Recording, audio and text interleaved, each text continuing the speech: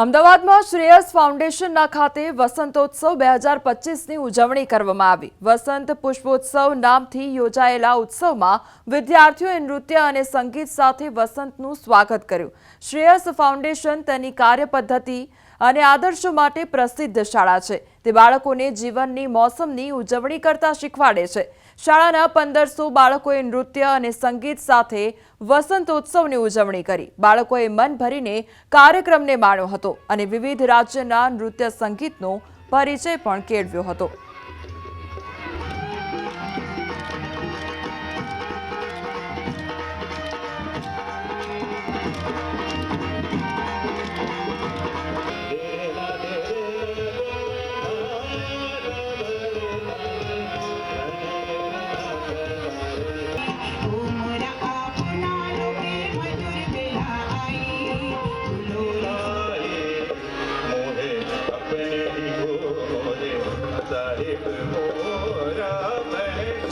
વર્ષોથી આ દિવસને ઉજવવામાં આવે છે, જેને અમે વસંતોત્સવ કહીએ છીએ।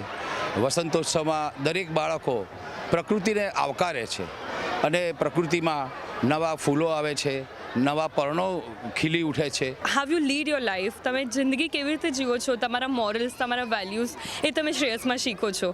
નોર્મલી સ્કૂલ્સમાં હોય કે you always have to speak in English, શ્રેયસમાં એવું ક્યારેય નથી। શ્રેયસમાં ઇંગ્લિશ મીડિયમના સ્ટુડન્ટ્સ ગુજરાતીમાં બોલે અને ગુજરાતી મીડિયમના સ્ટુડન્ટ્સ ઇંગ્લિશમાં બોલે।